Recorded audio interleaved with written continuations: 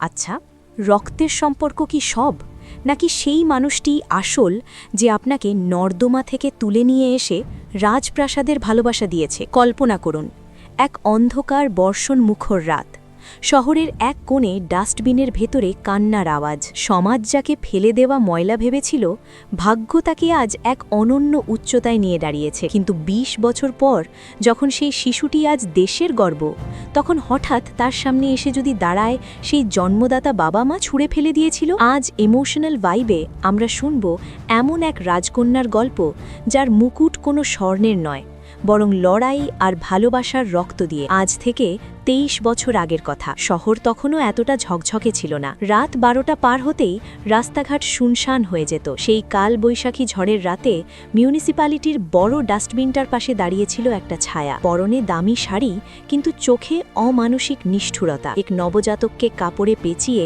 ডাস্টবিনের ভেতরে নোংরার স্তূপে রেখে দ্রুত পায়ে হেঁটে চলে গেল সেই ছায়া। শিশুটি কাঁদছিল। হয়তো সে বুঝতে পেরেছিল পৃথিবীর নিষ্ঠুরতা তার জন্মের প্রথম দিন থেকেই শুরু হয়ে গেছে। কিন্তু ভাগ্য যার সহায়, তাকে মারবে কে? সেদিন সেই রাস্তা দিয়ে ফিরছিলেন রহমত চাচা। রহমত চাচা পেশায় একজন ঝাড়ুদার, অভাবের সংসার, কিন্তু মনটা ছিল আকাশের মতো বড়। কুকুরের ঘেউ ঘেউ আর বাচ্চার কান্নার সংমিশ্রণ শুনে তিনি থমকে দাঁড়ালেন। টর্চের আলো ফেলতেই তার হাত কাঁপতে শুরু করল। এক দেবদূত শিশু ডাস্টবিনের নোংরার মাঝে পড়ে হাসছে না, বরং প্রাণের ভয়ে ডুকরে ডুকরে কাঁদছে। রহমত চাচা শিশুটিকে কোলে তুলে নিলেন। তার ময়লা গায়ের রং শিশুটির ধবধবে ভরসা শরীরে লেগে যাচ্ছিল। তিনি আকাশপানে তাকিয়ে বললেন, আল্লাহ, তুমি কার ধন কার কোলে পাঠাইলে? আমি এই মানিকরে কোথায় রাখব? রহমত চাচার স্ত্রী মরিয়ম বেগম নিঃসন্তান ছিলেন। অন্ধকার রাতে রহমত যখন ডাস্টবিন থেকে কুড়িয়ে পাওয়া সেই রাজকন্যাকে ঘরে নিয়ে এলেন, মরিয়ম যেন আকাশের চাঁদ হাতে পেলেন। তারা তার নাম রাখলেন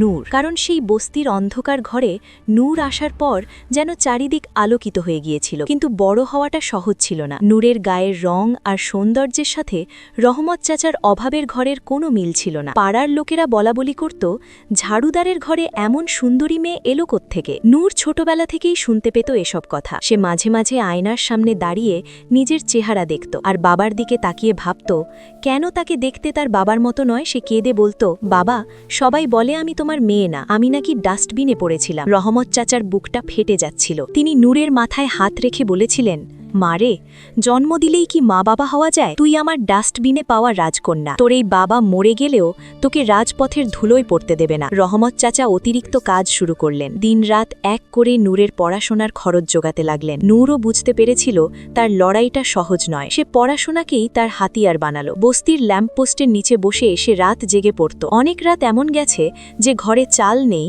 মা বাবা না খেয়ে নূরকে খাইয়ে শুইয়ে দিয়েছেন। বছরের পর বছর পার হলো। নূরের মেধা তাকে নিয়ে গেল দেশের সেরা বিশ্ববিদ্যালয়ে। সেখান থেকে বিসিএস পরীক্ষায় প্রথম সারিতে উত্তীর্ণ হয়ে নূর যখন পুলিশ ক্যাডারে যোগ দিল, তখন পুরো দেশের সংবাদ মাধ্যমে খবর হলো ঝাড়ুদারের মেয়ে আজ এএসপি নূরজাহান। সেই দিন রহমত চাচার আনন্দাশ্রু যেন বাঁধ মানছিল না। তিনি তার জরাজীর্ণ পোশাকেই মেয়ের অফিসের সামনে দাঁড়িয়ে স্যালিউট দিলেন। নূর তার দামি চেয়ার ছেড়ে উঠে এসে বাবার পা ছুঁয়ে সালাম করল। সবার সামনে চিৎকার করে বলল, ইনিই আমার বাবা, যিনি ডাস্টবিন থেকে তুলে এনে আজ আমাকে এই উচ্চতায় বিকেলে। আবা লাহ নূর। বছর আগেই তো বৃষ্টি হচ্ছিল, তাই না? সেই রাতে যখন আমাকে ডাস্টবিনে রেখে এসেছিলেন, তখন কি একবারও মনে হয়নি যে এই শিশুটি কুকুরের পেটে যেতে পারে? আজ যখন আমি প্রতিষ্ঠিত, তখন আপনাদের মাতৃত্ব জেগে উঠল আর ছুঁড়ে ফেলে দিয়েছিল।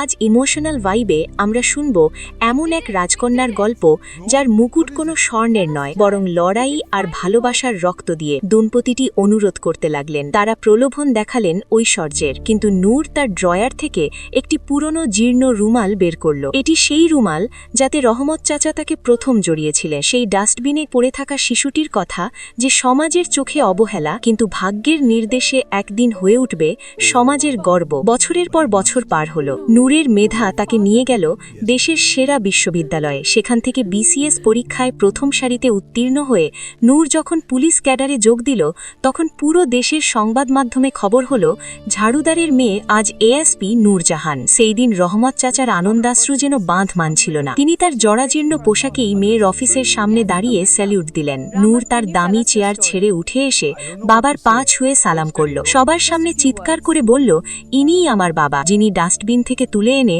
আজ আমাকে এই উচ্চতায় বিকেলে দুপুরবেলা। নূর এখন সারা দেশের পরিচিত মুখ, তার বীরত্বের গল্প সবার মুখে মুখে। ঠিক এই সময়েই গল্পের মোড় ঘুরে যায়। একদিন নূরের অফিসের বাইরে একটি দামি গাড়ি এসে থামল। সুবেশধারী এক দম্পতি নূরের সাথে দেখা করার অনুমতি চাইলেন। ভেতরে ঢুকেই ভদ্রমহিলা কান্নায় ভেঙে পড়লেন। তিনি বললেন, নূর, আমি তোমার মা আর ইনি তোমার বাবা। নূর স্তব্ধ হয়ে গেল। তার হৃদয় স্পন্দন যেন এক মুহূর্তের জন্য থমকে গেল। সে শান্ত গলায় জিজ্ঞেস করল, আপনারা বোধহয় ভুল করছেন, আমার মা বাবা বাড়িতে আছেন। ভদ্রলোক তখন একটি ডিএনএ রিপোর্টের ফাইল টেবিলের ওপর রেখে বললেন, না মা, আমরাই তোমার জন্মদাতা। 23 বছর আগে এক সামাজিক লোকলজ্জার ভয়ে আমরা ভুল করেছিলাম, আমাদের ক্ষমা করে দাও। আমরা এখন অনেক ধনী, আমাদের সমাজে সম্মান আছে, তোমাকে আমরা নিতে এসেছি। নূর হাসল, এক করুণ বিদ্রুপের হাসি। সে ফাইলটা একপাশে সরিয়ে রাখতে গিয়ে বলল, আমার এই ফাইলের প্রয়োজন নেই। বছর আগে তো বৃষ্টি হচ্ছিল, তাই না? সেই রাতে যখন আমাকে ডাস্টবিনে রেখে এসেছিলেন, তখন কি একবারও মনে হয়নি যে এই শিশুটি কুকুরের পেটে যেতে পারে? আজ যখন আমি প্রতিষ্ঠিত,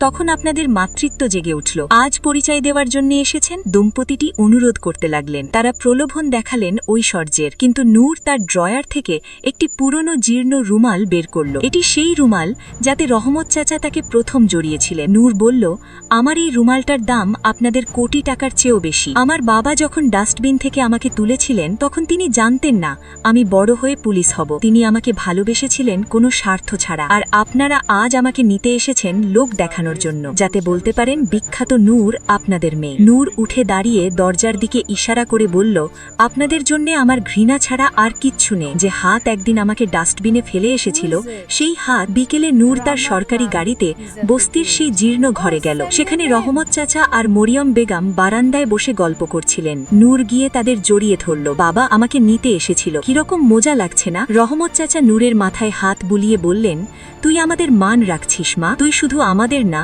দেশের রাজকন্যা। বন্ধুরা, আজকের এই গল্পটি আমাদের শিক্ষা দেয় যে জন্ম দিলেই মা বাবা হওয়া যায় না। মা বাবা তিনিই যিনি সন্তানকে মানুষ করার জন্য নিজের জীবন বিসর্জন দেন। আমাদের সমাজে এমন অনেক নূর হারিয়ে যায় অবহেলায়। আসুন আমরা মানুষকে তার জন্ম দিয়ে নয়, বরং তার কাজ এবং মানুষ্যত্ব দিয়ে বিচার করি। মনে রাখবেন, রক্তের সম্পর্কের চেয়ে হৃদয়ের টান অনেক সময় বেশি শক্তিশালী হয়। আমাদের আজকের এই গল্পটি যদি আপনার হৃদয়ে সামান্যতম রেখাপাত করে থাকে, তাহলে ভিডিওটিতে একটি লাইক দিন এবং কমেন্টে জানান আপনি কার পক্ষে, সেই জন্মদাতা বাবা মা নাকি জীবনদানকারী রহমত চাচার। এমনই সব হৃদয়স্পর্শী এবং জীবনের বাস্তব গল্প শুনতে ইমোশনাল ভাইব ইউটিউব চ্যানেলটি এখনই সাবস্ক্রাইব করুন এবং বেল আইকনটি চেপে আমাদের পাশেই থাকুন। আপনার একটি সাবস্ক্রিপশন আমাদের নতুন গল্প লেখার অনুপ্রেরণা যোগায়। ভালো থাকুন, ভালোবাসায় থাকুন।